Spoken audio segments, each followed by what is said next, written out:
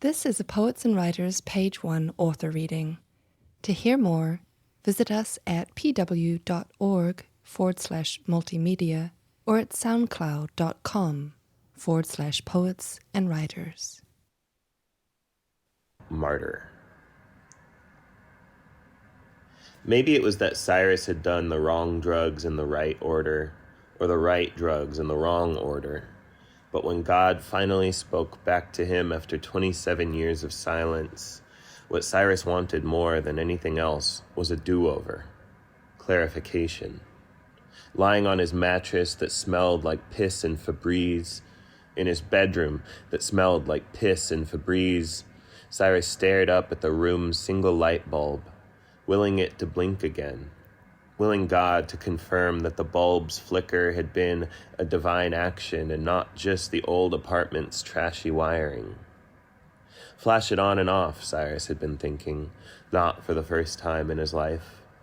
Just a little wink and I'll sell all my shit and buy a camel. I'll start over. All his shit at that moment amounted to a pile of soiled laundry and a stack of books borrowed from various libraries and never returned. Poetry and biographies, To the Lighthouse, My Uncle Napoleon. Never mind all that, though. Cyrus meant it. Why should the Prophet Muhammad get a whole visit from an archangel? Why should Saul get to see the literal light of heaven on the road to Damascus? Of course it would be easy to establish bedrock faith after such clear-cut revelation. How was it fair to celebrate those guys for faith that wasn't faith at all, that was just obedience to what they plainly observed to be true? And what sense did it make to punish the rest of humanity, who had never been privy to such explicit revelation, to make everyone else lurch from crisis to crisis, desperately alone? But then it happened to Cyrus, too, right there in that ratty Indiana bedroom. He asked God to reveal himself, herself, themself, itself, whatever. He asked with all the earnestness at his disposal, which was troves. If every relationship was a series of advances and retreats, Cyrus was almost never the retreater, sharing everything important about himself at a word, a smile, with a shrug as if to say, those are just facts. Why should I be ashamed?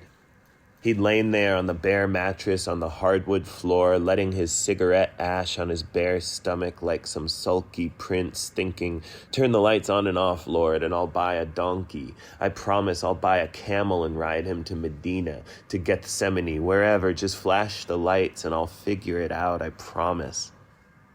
He was thinking this, and then something happened. The light bulb flickered, or maybe it got brighter, like a camera's flash going off across the street. Just a fraction of a second like that. And then it was back to normal. Just a regular yellow bulb. Cyrus tried to recount the drugs he'd done that day. The standard bouquet of booze, weed, cigarettes, Klonopin, Adderall, Neurontin, variously throughout the day. He had a couple Percocets left, but he'd been saving them for later that evening. None of what he'd taken was exotic, nothing that would make him out and out hallucinate. He felt pretty sober, in fact, relative to his baseline. He wondered if it had maybe been the sheer weight of his wanting or his watching that strained his eyes till they saw what they'd wanted to see. He wondered if maybe that was how God worked now in the new world. Tired of interventionist pyrotechnics like burning bushes and locust plagues, maybe God now worked through the tired eyes of drunk Iranians in the American Midwest, through CVS handles of bourbon and little pink pills with G31 written on their side. Cyrus took a pull from the giant plastic Old Crow bottle. The whiskey did, for him, what a bedside table did for normal people. It was always at the head of his mattress, holding what was essential to him in place. It lifted him daily from the same sleep it eventually set him into. Lying there, reflecting on the possible miracle he just experienced, Cyrus asked God to do it again. Confirmation like typing your password in twice to a web browser. Surely if the all-knowing creator of the universe had wanted to reveal themselves to Cyrus, there'd be no ambiguity. Cyrus stared at the ceiling light, which in the fog of his cigarette smoke looked like a watery moon, and waited for it to happen again. But it didn't. Whatever sliver of a flicker he had or hadn't perceived didn't come back.